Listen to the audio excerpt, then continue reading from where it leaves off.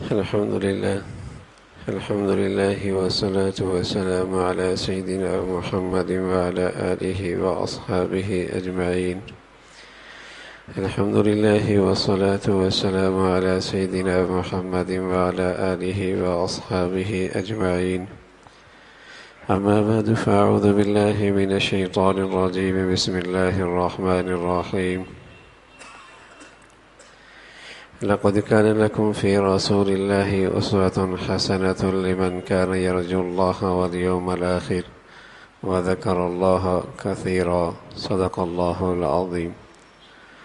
اللهم صل على سيدنا محمد النبي الأمي وعلى آله وأصحابه وسلم. اللهم صل على سيدنا محمد النبي الأمي وعلى آله وأصحابه وسلم. میرے معزز مسلمان بزرگوں، عزیز بھائیوں اور امت مسلمہ کی مقدس ماں اور بہنوں، انسانیت کو ایک نئی زندگی، ایک نیا ایمان، ایک نیا یقین، ایک صحت مند معاشرہ، ایک صحت مند زندگی نصیب ہوئی، اور یہ سب کچھ محمد الرسول اللہ کے صدقے آپ کی زندگی کے بدولت ہوا۔ ایک بہت بڑی عمارت میں تیز زلزلے سے اس اندر کی کیفیت کی جو حالت ہوتی ہے کہ سارا سامان درم برم ہو جاتا ہے، کچھ ٹوٹ جاتا ہے، کچھ ختم ہو جاتا ہے، کہیں بہت سارا سامان اکٹھا ہو جاتا ہے، کہیں بالکل ہی جگہ خالی ہو جاتی ہے۔ زلزلے سے اس عمارت کا اندرونی حال کیسا ہوتا ہے؟ تو رسول اللہ صلی اللہ علیہ وسلم جب دنیا میں تشریف لائے تو انسانی زندگی اور انسانی زندگی کے تمام شعبوں کا حال یہی تھا۔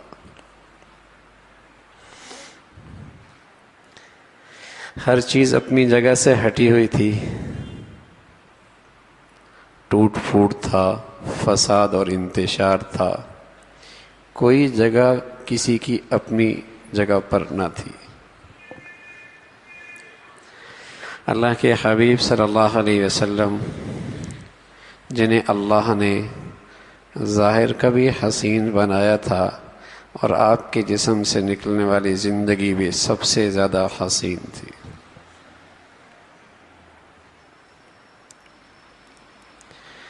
جابر فرماتے ہیں رضی اللہ تعالیٰ عنہ کہ میں ایک دن اللہ کے حبیب صلی اللہ علیہ وسلم کے پاس بیٹھا ہوا، آسمان کو دیکھ رہا، زمین کو دیکھ رہا، 14ویں کا چاند دیکھ رہا، زمین کا چاند دیکھ رہا، تو رسول اللہ صلی اللہ علیہ وسلم فرمانے لگے، جابر یہ کیا نظروں کا تبادلہ کر رہے ہو؟ کبھی اوپر دیکھتے ہو، کبھی ہمیں دیکھتے ہو۔ فرمانے لگے، یا رسول اللہ میں دیکھ رہا ہوں آسمان کا چاند زیادہ خوبصورت ہے یا زمین کا؟ صحابہ تو تکلفات نہیں، مصنوعی بات کوئی نہیں، جو اندر ہوتی زبان پہ لایا کرتے تھے۔ فرمایا کرنے لگے، میرے دل نے گواہی دی ہے چاند زمین کا آسمان والے سے زیادہ خوبصورت ہے۔ حضرت عائشہ فرمایا کرتی تھی رضی اللہ تعالیٰ عنہ، اللہ نے اپنا سارا حسن 2 حصوں میں تقسیم کیا، آدھا اکیلے یوسف کو دیا علیہ السلام کو، باقی آدھا ساری دنیا میں تقسیم کیا، لیکن اس کا مجموعہ میرے محبوب محمد الرسول اللہ کو عطا فرمایا۔ حضرت یوسف علیہ السلام کا حسن دیکھنے والیوں نے قطعنا ایدیہم، ہوش کھو بیٹھی، بجائے پھلوں پہ چھری چلانے کے انگلیوں پہ چھریاں چلا بیٹھی۔ محمد الرسول اللہ کو دیکھنے والوں نے ہوش پا لیا اور آپ کے لیے اور آپ کے دین کی حفاظت کے لیے گردنیں کٹوا دی۔ عشق اور محبت کی جو تاریخ اللہ کے ان پیارے بندوں نے، میرے نبی کے ان پیاروں نے جو رقم کی ہے، عشق اور محبت کی تاریخ میں ایسی مثال کوئی نہیں ملتی، ایسی مثال بھی کوئی نہیں ملتی۔ اور کیوں نہ ہوتا؟ اس لیے کہ محبت کو صحیح مصرف مل گیا تھا۔ اب تک دنیا میں محبت کی یہ فطرتی خوبی جو انسان میں ہوتی ہے یہ ضائع ہو رہی تھی، یہ بس ظاہری حسن و جمال پر، ظاہری مظاہروں پر ضائع ہو رہی تھی۔ لیکن آپ علیہ الصلاۃ والسلام کی ذات حسن و جمال میں، کمال میں، تمام تر خوبیوں میں ایسی ذات تھی جس نے انسانیت کی فطرتی عنصر محبت آپ کی شکل میں ایک صحیح مصرف مل گیا کہ محبت کرنی ہے تو کس سے؟ محمد الرسول اللہ سے۔ تو آپ سے محبت اور جانثاری اور آپ کی اتباع کہ ایسی داستانیں کہ تاریخ میں اس کی نظیر نہیں ملتی۔ خانہ کعبہ ہے، مشرکین کا ہجوم ہے، آپ درمیان میں گھر جاتے ہیں۔ حضرت ابو بکر رضی اللہ تعالیٰ درمیان میں آتے ہیں، کہتے ہیں اتقتلون رجلا ان یقول ربی اللہ، ایسے شخص کو کیوں مارتے ہو جس کا صرف ایک جرم ہے کہ وہ کہتا ہے کہ میرا رب اللہ ہے، کیوں تم اسے مارتے ہو؟ مشرکین کا غصہ، غضب، انہوں نے آپ علیہ الصلاۃ والسلام کو چھوڑا اور حضرت ابو بکر رضی اللہ تعالیٰ عنہ پہ ٹوٹ پڑے۔ عتبہ ابن ربیع، اس نے آپ کے چہرے پہ اتنا مارا کہ سوجن آ گئی، پہچان مشکل ہو گئی۔ بنو تمیم والے آئے اور ابو بکر رضی اللہ عنہ کو اٹھا کر لے گئے۔ امید نہیں تھی کہ سانس جاری رہے گا، زندگی کی گھڑیاں باقی رہیں گی۔ سورج غروب ہونے لگا تو سب سے پہلے جو جملہ ابو بکر رضی اللہ عنہ کی زبان سے نکلا، کہنے لگے محمد رسول اللہ کا کیا حال ہے۔ بنو تمیم والے غصے میں چھوڑ کے چل نکلے کہ جس کی خاطر تیرا یہ حال ہوا ہے پھر بھی بولتا ہے تو اسی کا نام لیتا۔ ام خیر نے اصرار کیا، بیٹے کچھ کھا لو، کچھ پی لو۔ انکار پہ انکار ہے، ادھر اصرار پہ اصرار ہے، ادھر انکار ہے، اور ایک ہی رٹ ہے کہ اس وقت تک نہ کھاؤں گا نہ پیوں گا جب تک کہ حضور علیہ الصلاۃ والسلام کی خریت نہ معلوم ہو جائے۔ کہنے لگے مجھے تیرے ساتھی کا پتہ کوئی نہیں۔ فرمانے لگے خطاب کی بیٹی ہے،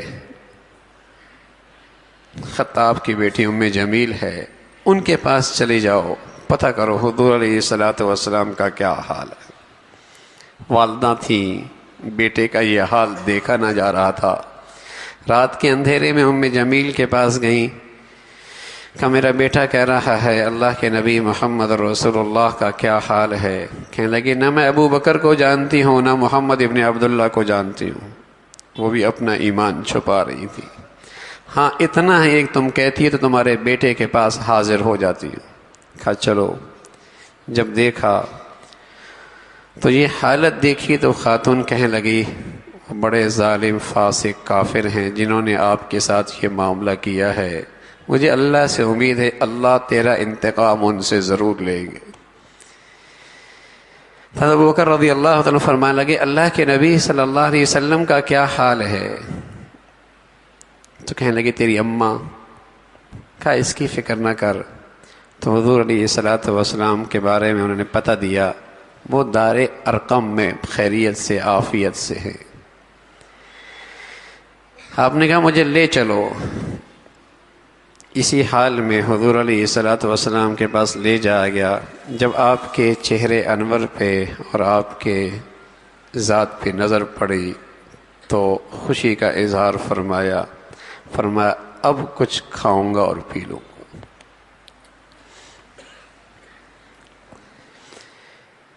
یہ اللہ کے نبی صلی اللہ علیہ وسلم سے محبت ہے۔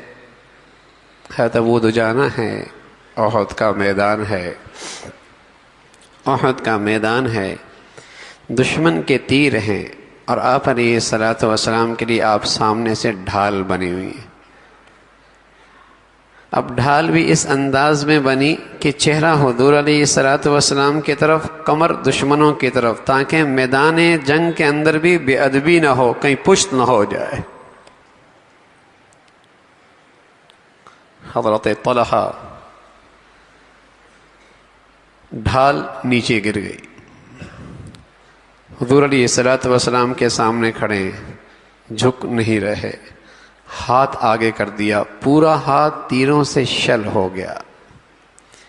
جنگ ختم ہو گئی. کسی نے کہا طلحہ تم نے جھک کر ڈھال کیوں نہیں اٹھائی؟ کہا مجھے ڈر لگ رہا تھا کہیں جھکا تو کوئی تیر حضور کے چہرے پہ نہ آ جائے.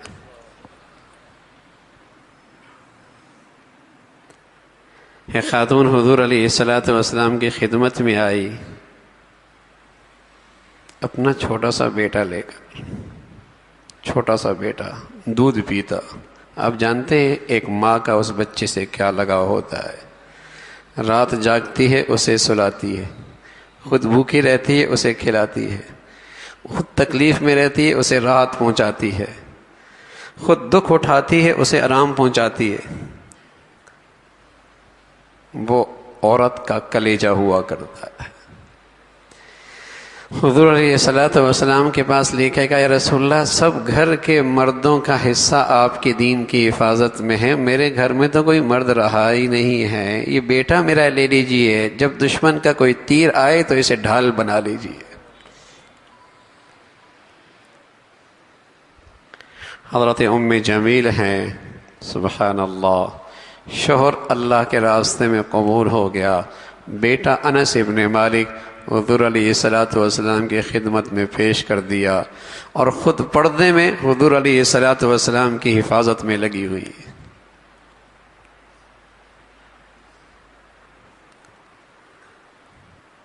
اللہ کے نبی سے ایسی محبت، ایسی وفاداری کہیں نہیں ملتی.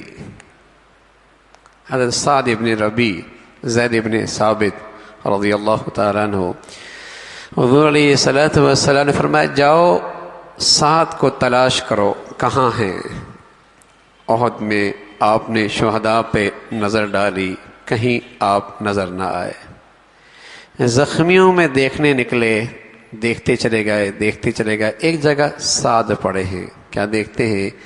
جسم پر تلوار کے، نیزوں کے، تیروں کے 80 سے زائد زخم ہیں.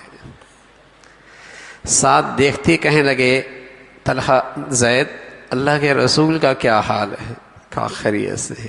کہا میرا سلام کہنا اور انصاریوں کو میرا پیغام دینا، تمہاری آنکھ جھپک رہی ہو اور رسول اللہ کو کچھ ہو گیا ہو تو بتانا کہ اللہ کے سامنے تمہارا کوئی عذر قبول نہیں ہوگا. 80 سے زخم کھا کر حضور علیہ الصلوۃ اتنے میں سعد کی روح پرواز کر جاتی ہے. زید واپس آتے ہیں، اللہ کے نبی صلی اللہ علیہ وسلم کو سعد کا یہ پیغام دیتے ہیں. فرمایا اللہ رحم کرے سعد پر، زندگی میں بھی میرا خیال تھا، موت میں بھی اسے میرا خیال ہے.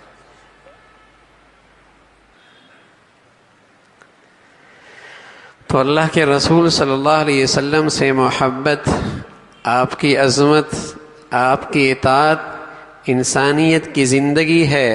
اس کے بغیر انسانی زندگی کوئی نہیں. جسم میں روح ہو، جسم میں روح ہو تو جسم کا ہر عضو اپنی اپنی جگہ پہ صحیح کام کر رہا ہوتا ہے. آنکھوں کی بینائی، کانوں کی سماعت، زبان کی گویائی، اعضاء اور جوارح کی حرکت، پاؤں کا چلنا، ہاتھوں کا پکڑنا، ان سب میں زندگی ہوتی ہے، اپنے کام کر رہے ہوتے ہیں. اور اگر روح نکل جائے اعضاء بکھر جاتے ہیں، اپنا کام چھوڑ دیتے ہیں، ٹوٹ پھوٹ کا شکار ہو جاتے ہیں. ان میں فساد آ جاتا ہے، سڑنے لگتے ہیں، گلنے سڑنے لگتے ہیں، اندر سے روح نکل گئی ہے. میرے عزیزو، اس امت میں جب تک محمد رسول اللہ کی محبت اور اطاعت کی یہ روح موجود تھی، یہ ساری امت اکٹھی بھی تھی، اپنی اپنی جگہ پر صحیح کام بھی کر رہی تھی. اور جب سے یہ محبت اور اطاعت اور یہ محبت اور یہ وفاداری کی روح کیا نکلی ہے ساری اسلامی دنیا میں ٹوٹ پھوٹ ہے. ہاتھ بھی مسلمان کا، گردن بھی مسلمان کی، گولی بھی مسلمان کی، چھاتی بھی مسلمان کی، ڈنڈا بھی مسلمان کے ہاتھ میں، پیٹھ بھی مسلمان کی، زبان بھی مسلمان کی، عزت مجروح ہو رہی تو وہ بھی مسلمان کی، مال بھی مسلمان کا، نقصان بھی کرنے والا مسلمان ہے، ظلم بھی مسلمان کی طرف سے، مظلوم بھی مسلمان ہے. بتاؤ میرے عزیزو، اللہ کے نبی کو کیا تکلیف ہو رہی ہو؟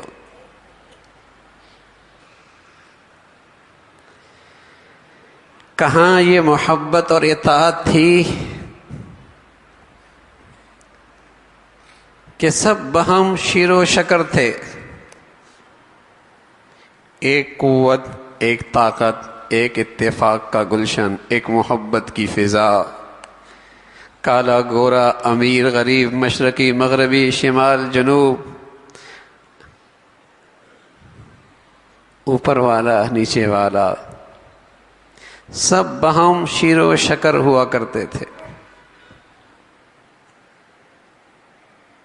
کیوں؟ محبت موجود تھی، اطاعت موجود تھی. وہاں عمر ہیں تو وہاں بلال بھی ہیں، وہاں خبیب ہیں تو وہاں ابو بکر بھی ہیں، سب اکٹھے. محبت تھی نا. حضرت خبیب جب مشرکین نے انہیں گرفتار کیا، سولی پہ لٹکانے لگے،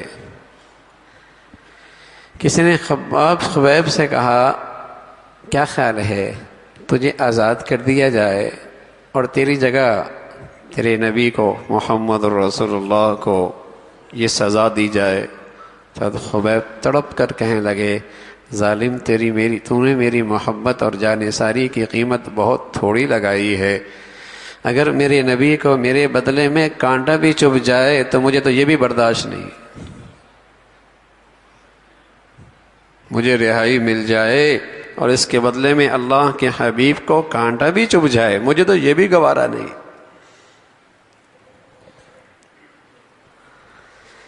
یہ امت میں محبت اور جانثاری تھی، یہ محبت اور اطاعت تھی. کیا نتیجہ تھا میرے عزیزو؟ کہاں مشرق، کیا کالا، کیا گورا، سب اکٹھے. اور آج یہ محبت اور اطاعت نہ رہی تو طرح طرح کے بتوں کے سامنے آج مسلمان سر جھکا رہا ہے. کہیں قومیت ہے، کہیں وطنیت ہے، کہیں لسانیت ہے، کہیں جماعت کا بت ہے، کہیں عصبیت ہے، کہیں گروہ بندی ہے، تعصبات ہیں. اور نتیجہ کیا نکل رہا ہے؟ مرنے والا بھی مسلمان، مارنے والا بھی مسلمان، ہاتھ بھی مسلمان، گردن بھی مسلمان.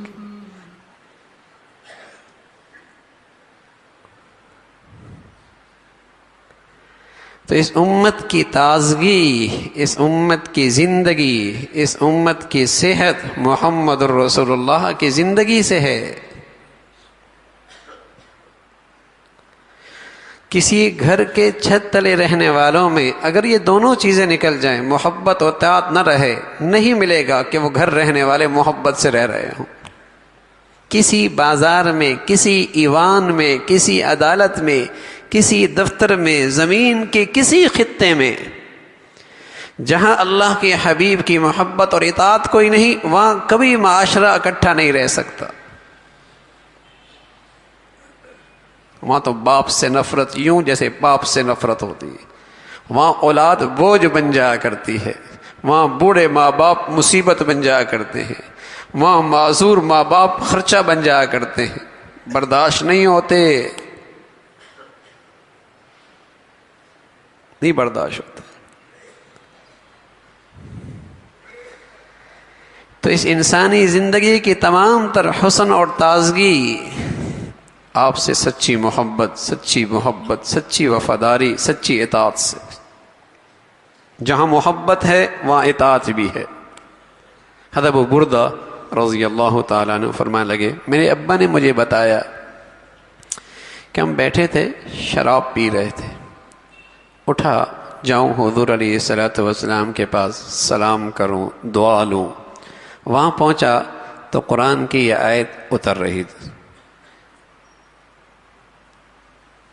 قرآن کی یہ آیت اتر رہی تھی، یسألونک عن الخمر والمیسر قل فیہما اثم کبیر انما الخمر والمیسر، آخری آیت جس کا الفاظ یہ ہیں فہل انتم منتہون، کیا تم باز نہیں آؤ گے، فاجتنبوا الرجس من الاوثان واجتنبوا قول الزور۔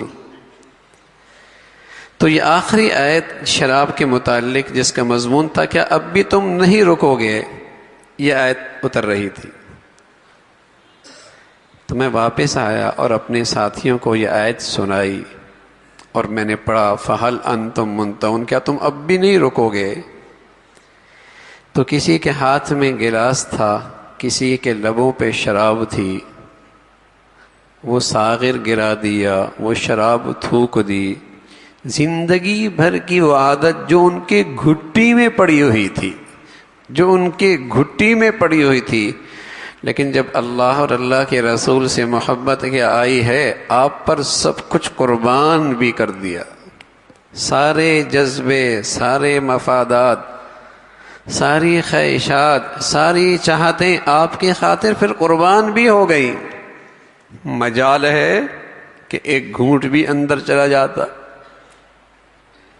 اللہ کے نبی صلی اللہ علیہ وسلم نے کہہ دیا، بتا دیا، اب نہیں پی جائے گی، مٹکے توڑ دیے، کہیں آنکھوں کے سامنے اس کا نشان نہ آئے، گلیوں کی نالیوں میں بہا دیا۔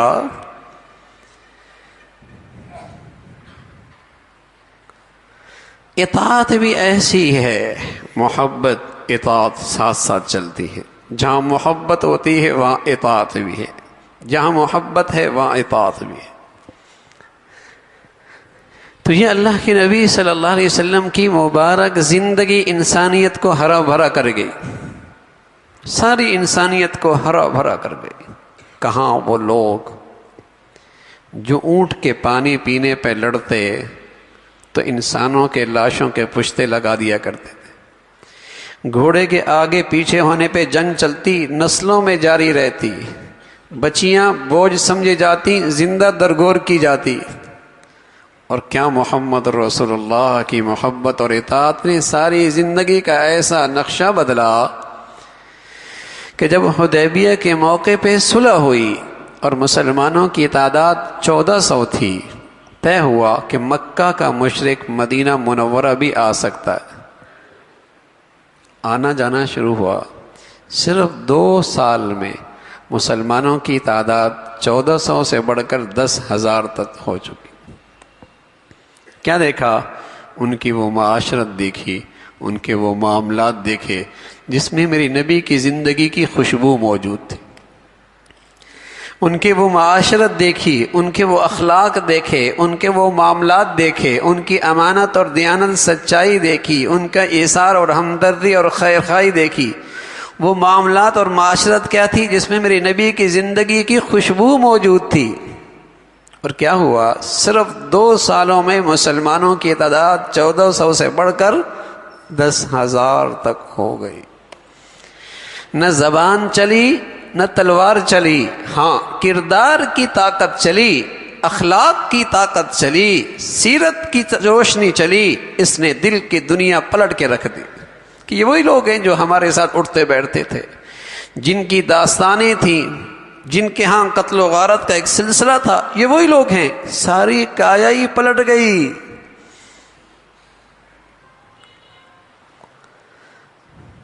یہ کیا تھی؟ یہ تازگی کیسے آئی؟ یہ زندگی میں خوشبو کیسے آئی؟ یہ زندگی میں کشش کیسے آ گئی؟ زندگی میں حسن کیسے آ گیا؟ یہ سب محمد الرسول اللہ کی زندگی کی بدولت ہو۔ آپ ظاہر کے حسین تھے تو آپ کے اندر سے نکلی زندگی بڑی حسین، بڑی پرکشش ہے۔ آپ کے پورے معاملات اور معاشرت کی پوری زندگی، اس کی پوری عمارت آپ کے اس ارشاد پہ کھڑی ہے۔ آپ علیہ الصلوۃ والسلام فرمایا کرتے تھے، من سلم المسلمون من لسانی و یدی، مسلمان کہلانے کے لائق ہی وہ ہے جس کی زبان اور ہاتھ سے دوسروں کو تکلیف نہ پہنچے. بتائیے، پوری معاشرتی زندگی، پوری تجارتی بازار کی زندگی، معاملات کی زندگی، اس کی پوری عمارت اس ارشاد پہ کھڑی ہے، اس ارشاد پہ کھڑی ہے کہ مسلمان اس سے کسی کو دھوکہ نہیں ہو سکتا، یہ کسی کو نقصان نہیں پہنچا سکتا، یہ کسی کے لیے جھوٹ نہیں بول سکتا، یہ کہیں خیانت نہیں کر سکتا، یہ بد زبان نہیں ہو سکتا، یہ کسی کے لیے تکلیف کا باعث نہیں ہو سکتا، یہ موذی نہیں ہو سکتا. مسلمان جو ہے من سلم المسلمون من لسانہ و یدہ. بتائیے اس بازار کی زندگی میں پھر کتنی کشش ہوگی، اس تاجر کی تجارت میں کتنی کشش ہوگی، اس معاشرتی زندگی میں کتنا حسن ہوگا. ہر شخص آ کر اس میں ٹھنڈک محسوس کرے گا کہ یہاں کسی کو تکلیف نہیں ہے، نہ گلی میں، نہ بازار میں، نہ اس کے اٹھنے بیٹھنے میں، نہ اس کے لین دین میں. ارے یہ وہ خوبصورت زندگی ہے. بدقسمتی ہے اتنی بڑی دولت ہمارے گھر میں ہے اور ہم زندگی کی بھیک غیروں سے مانگ رہے ہیں. ہم زندگی کی بھیک غیروں سے مانگ رہے ہیں. نتیجہ کیا نکلا اس کا؟ جب اس دولت کی قدر کی ہے تو آج ذلت اور رسوائی آنکھوں کے سامنے. حضرت عمر رضی اللہ تعالیٰ عنہ فرمایا کرتے تھے، میرے نبی کی پوری زندگی کا عنوان اسلام ہے، پوری زندگی کا عنوان اسلام ہے. آپ فرمایا کرتے تھے اعزنا اللہ بالاسلام، ہم جو کچھ ہیں اسلام کے بدولت ہیں، ہم تو کچھ بھی نہیں تھے. اللہ کے نبی کا دامن کیا پکڑا، آج اللہ نے ہمیں عزت نصیب فرمائی ہے.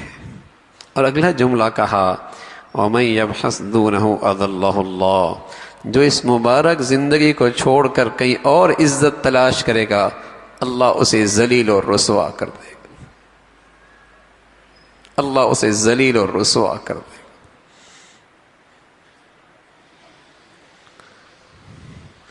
ہم صرف یہ نہیں کہ میرے عزیزو اپنی نبی کی محبت اور زندگی سے دور ہوتے چلے جا رہے ہیں، بلکہ مسلمان اس حد تک کمزور ہو گیا کہ اپنی نبی کی زندگی اپنانے میں احساس کمتری کا شکار ہے،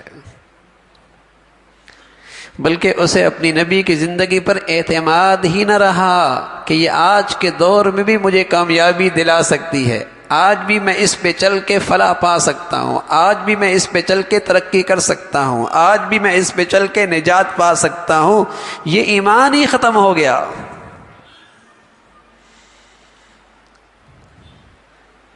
بلکہ یوں سمجھ بیٹھے اس زندگی کو اپنائیں گے ترقی کے راستے بند ہو جائیں گے، دنیا میں عزت کا مقام نہیں پا سکتے،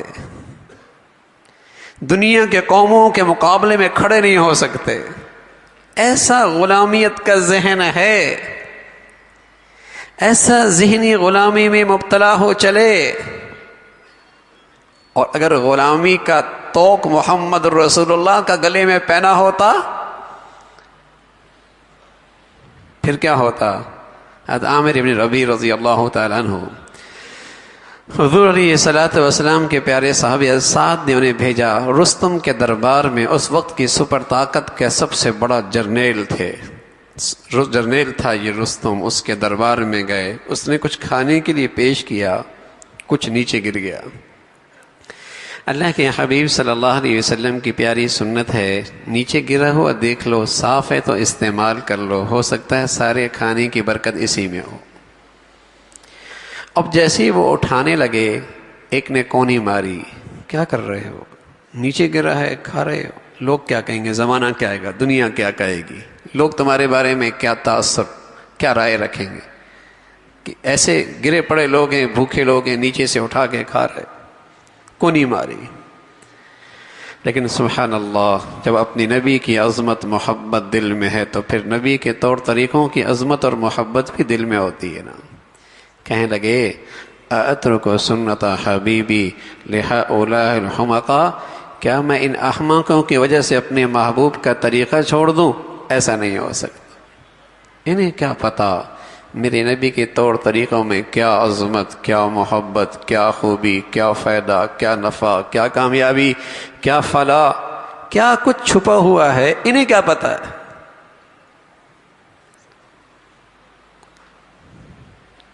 یہ ہے محمد رسول اللہ سے سچی محبت اور غلامی کی داستان، یہ وہ نقشہ ہے، کہیں احساس کمتری نہیں۔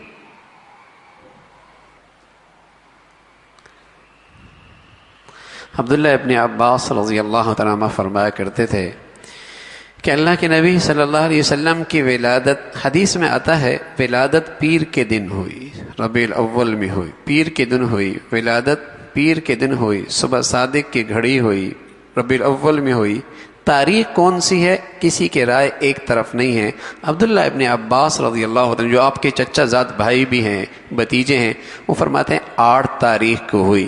اور اب تو جدید تاریخ کو محفوظ کرنا کہ ایسے طریقے آ گئے کہ 5000 سال کی تاریخیں بھی محفوظ کی جا سکتی ہیں۔ اس کے مطابق 12 تو کسی طرح بھی نہیں بنتی کہ پیر کا دن بھی ہو، 12 تاریخ بھی ہو، ربیع الاول بھی ہو، ایسا تو ہو ہی نہیں سکتا۔ پیر طے ہے، حدیث میں آتا ہے، صبح صادق طے ہے، حدیث میں آتا ہے، ربیع الاول طے ہے، حدیث میں آتا ہے۔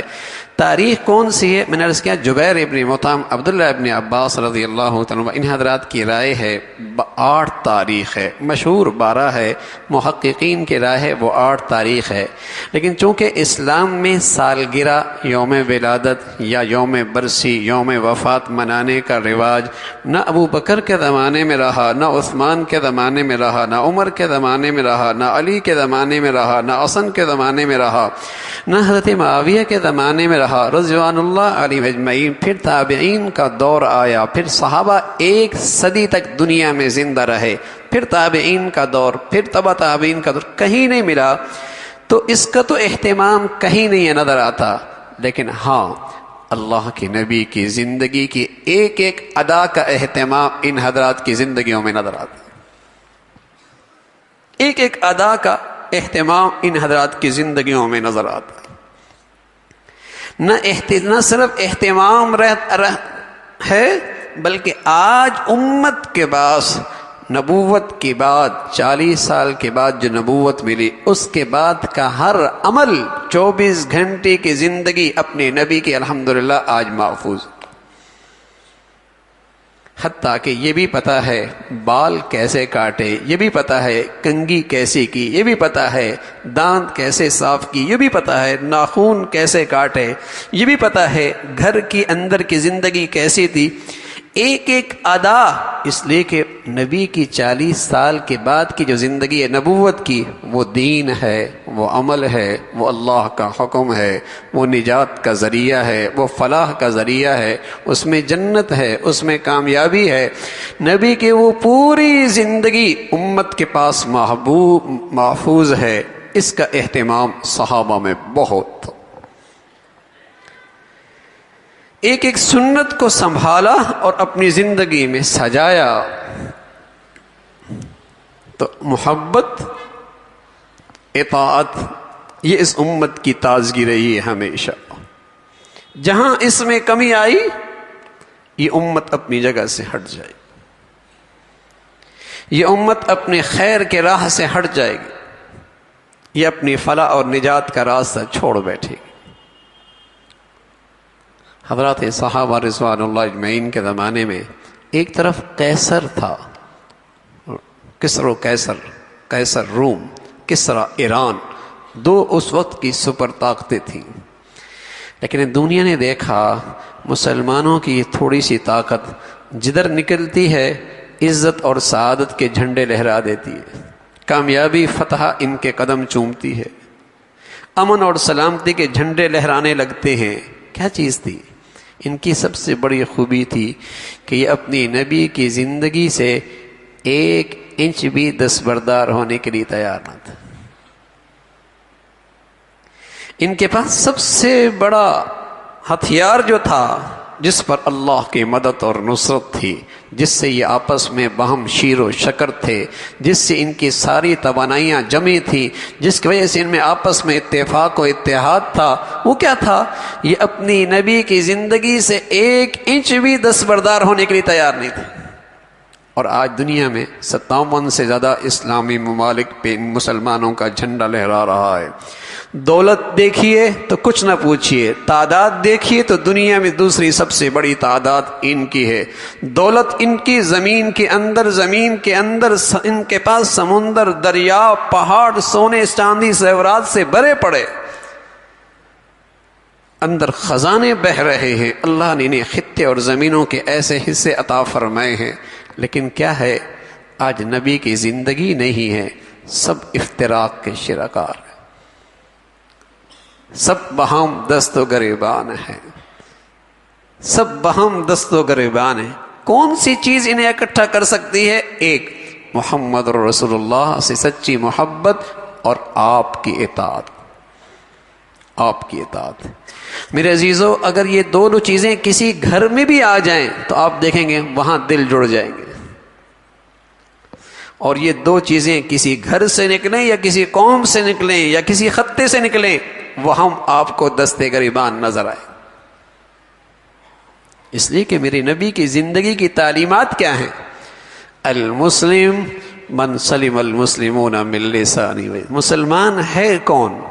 جس سے دوسرا، جس کی زبان سے، جس کے ہاتھ سے، جس سے دوسرا آدمی محفوظ ہو۔ یہ تو کافر کو بھی بلا وجہ تکلیف نہیں دیتا کہ جائے کہ مسلمان کو تکلیف دے، یہ تو کافر پر بھی بلا وجہ ظلم نہیں کرتا چہ جائے کہ مسلمان پہ ظلم کرے، یہ تو کافر کی بھی عزت نفس مجروح بلا وجہ نہیں کرتا چہ جائے کہ اپنے بھائی کی عزت نفس مجروح کرے۔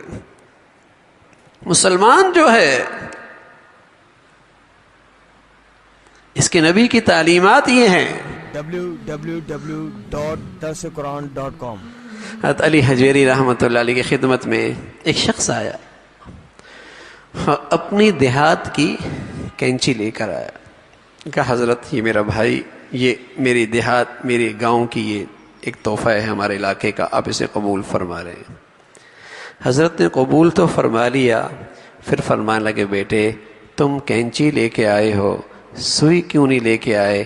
ہمارا کام تو جوڑنا ہے، ہمارا کام کاٹنا نہیں ہے، ہم تو دلوں کو جوڑ دیتے ہیں، ہماری زبان کینچیوں کی طرح نہیں چلتی، ہماری زبان پہ کڑواہٹ نہیں ہے، ہم تو اپنے نبی کے صدقے زبان پر مٹھاس رکھتے ہیں۔ لیکن کہاں میرے عزیزو، کیا حال ہے؟ جدھر نظر اٹھا کر دیکھے، ہاں ٹوٹ پھوٹ ہے، دستے گریبان ہے۔ تو اگر نجات کا راستہ چاہتے ہیں، کامیابی چاہتے ہیں، تو میرے عزیزو نبی کی محبتوں کو عام کرو، نبی کی زندگی کو عام کرو۔ میرے گھر میں بتیاں بھی ہیں، جھنڈیاں بھی ہیں، نعرے بھی ہیں، دعوے بھی ہیں، سب کچھ ہیں، لیکن نہیں ہے تو میرے گھر میں میرے نبی کے اخلاق نہیں۔ میرے بازار میں سب کچھ ہے، نہیں ہے تو میرے نبی کے اخلاق نہیں۔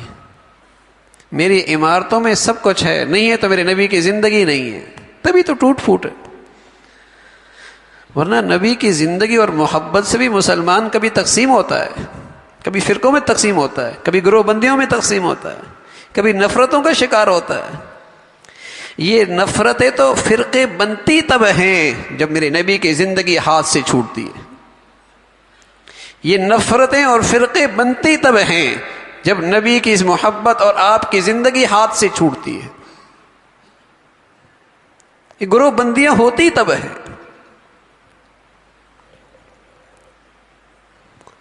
تو اللہ کے حبیب کی زندگی، آپ سے محبت، آپ کی اطاعت۔ تو میرے عزیزو، ایک تو اپنی نبی سے محبت بڑھائیے، 24 گھنٹے میں کوئی وقت نکالیے جس میں بیٹھ کر اپنی نبی کے احسانات کو سوچ کر، قربانیاں سوچ کر اپنی نبی پہ درود پڑھیے۔ کوئی وقت طے نہیں، کوئی انداز طے نہیں، کسی حال میں بھی، لیکن کیا ملے گا؟ حضرت ابی ابن کعب ہیں رضی اللہ تعالیٰ عنہ، ایک دن کہنے لگے اللہ کے رسول، میں جب دعا کے لیے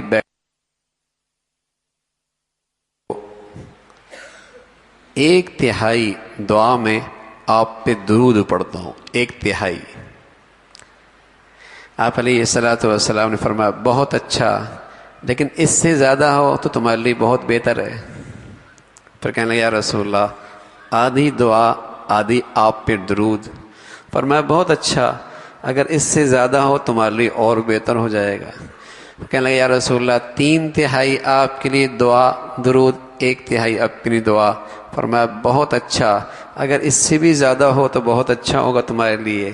کہنے لگے یا رسول اللہ، ساری دعا میں صرف آپ کے لیے درود۔ آپ علیہ الصلوۃ والسلام فرمانے لگے یہ تمہارے سارے غموں اور مصائب سے نجات کا ذریعہ بن جائے گا۔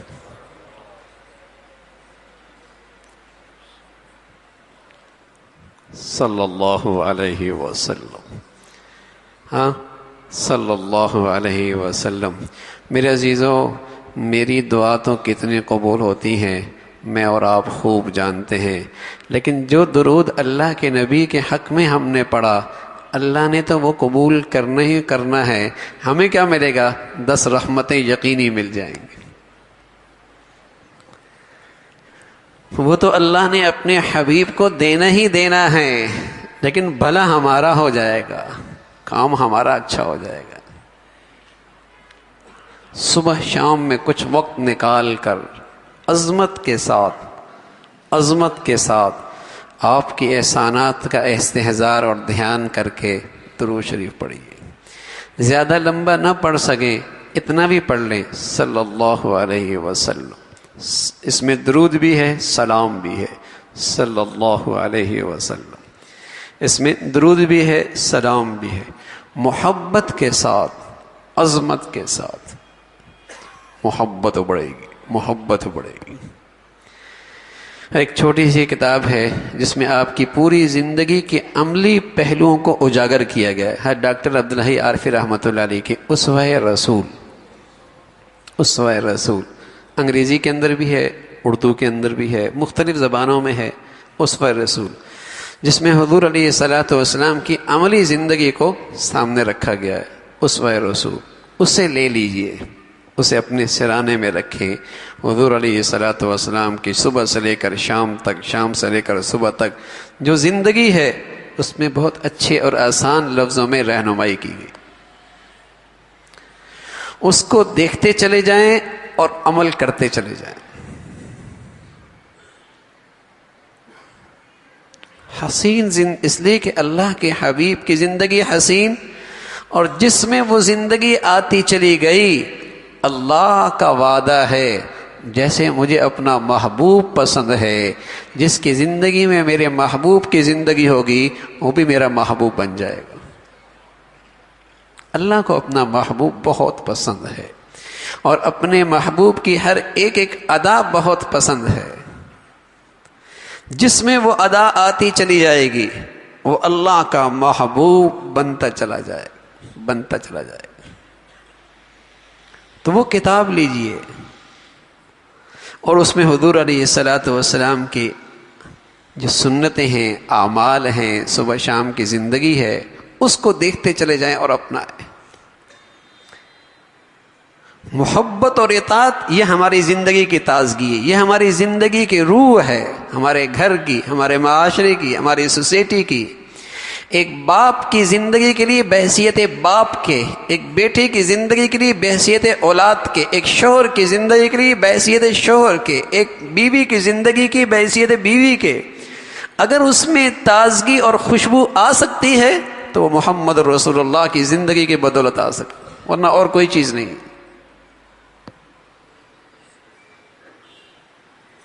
ہم اپنے گھروں کے حالات سے خوب باخبر ہیں۔ آج ہمارے گھروں کی زندگیاں ایک سواریہ نشان ہیں۔ آیا مسلمانوں کے گھر بھی ایسے ہوتے ہیں؟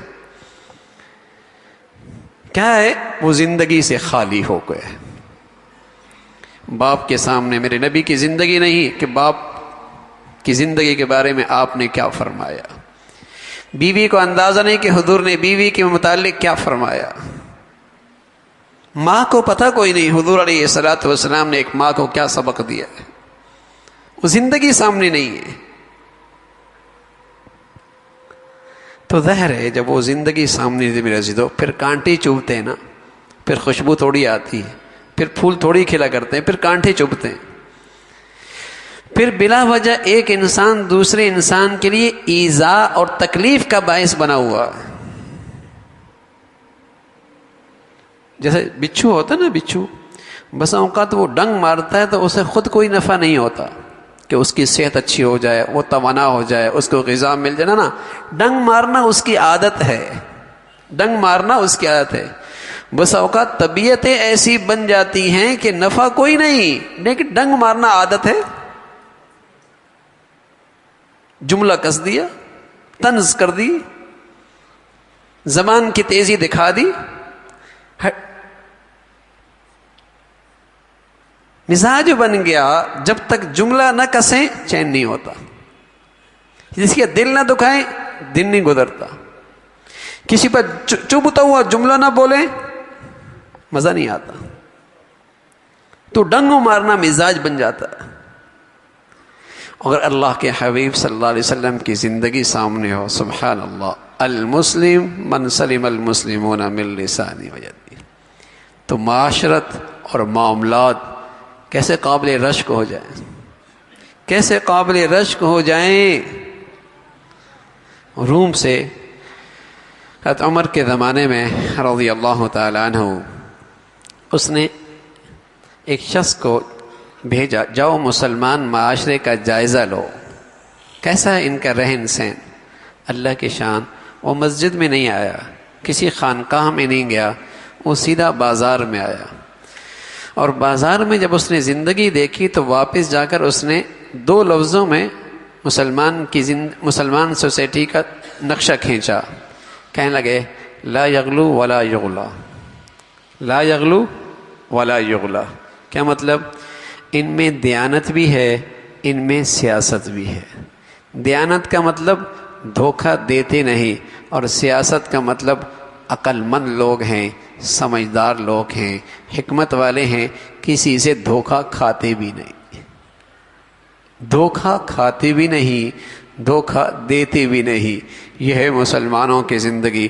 تو ان کا رومی سربراہ تخت سے کھڑا ہو گیا، کہنے لگا اگر زندگی کا یہ نقشہ ہے تو پھر یہ کسی سرحد کی پابند زندگی نہیں رہ سکتی، وہ کل یہاں بھی آپ پہنچیں گے.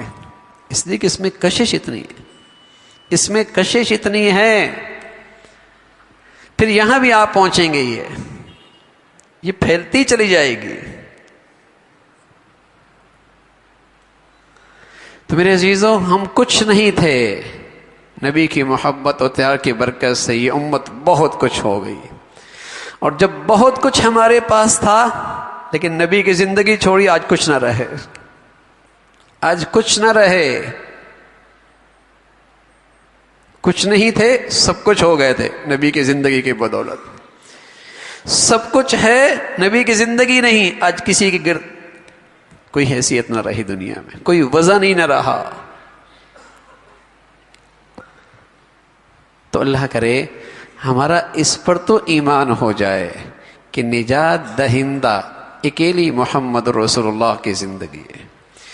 مسلمانوں کی عزت اور سعادت، کامیابی اور فلاح کا واحد راستہ آپ علیہ الصلوۃ والسلام سے سچی محبت اور آپ کی اطاعت. یہی ایک وہ چیز ہے جو مسلمانوں کو آپس میں اکٹھی کر سکتی، اور کوئی چیز نہیں.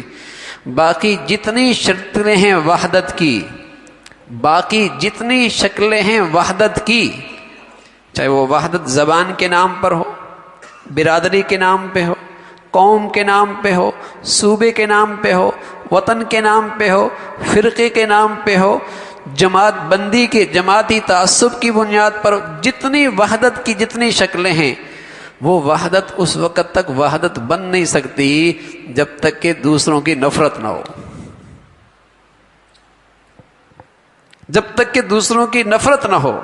لیکن ایک وحدت اسلامی ہے، محمد رسول اللہ سے محبت اور تعلق کی وحدت ہے، جس میں سارا مسلمان اکٹھا ہو سکتا ہے. باقی ساری وحدت کی شکلیں جو ہیں وہ وحدتوں سے ٹکرانے لگتی ہیں. اس نے قومیت پہ اکٹھا کیا، اس نے زبان پہ اکٹھا کیا، یہ دونوں آپس میں دستے گریبان ہو گئے. اس نے فرقے کی بنیاد پہ اکٹھا کیا، اس نے فرقے کی بنیاد پر ایک گروہ اکٹھا کیا، آپس میں دستے گریبان ہو گئے. اس نے جماعت اور سیاست کی ایک گروہ بنا لیا، اس نے نفرتوں کا بیج بو ڈالا، یہ آپس میں دستے گریبان ہیں. لیکن ایک محمد رسول اللہ کی زندگی ہے.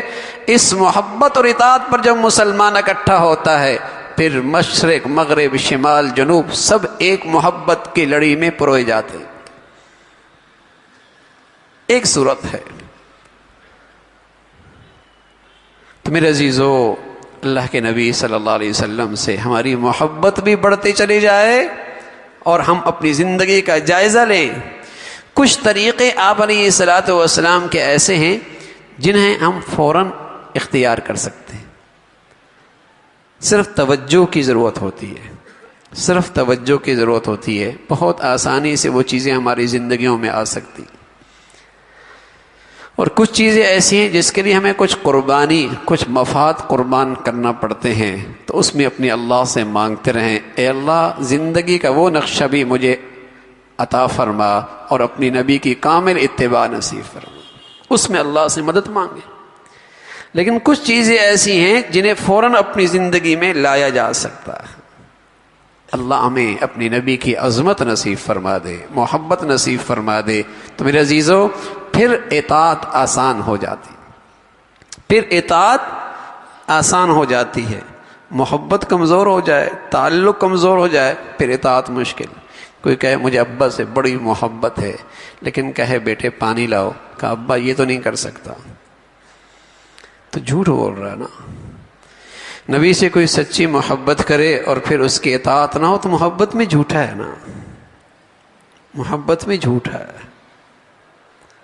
محبت سچی ہے تو پھر اس کی زندگی میں اطاعت بھی نظر آئے گی، اخلاق بھی نظر آئیں گے، آپ کی فرما برداری بھی نظر آئے گی. اللہ رب العزت بھی ہم سب کو ایسی محبت اور اطاعت نصیب فرما دے.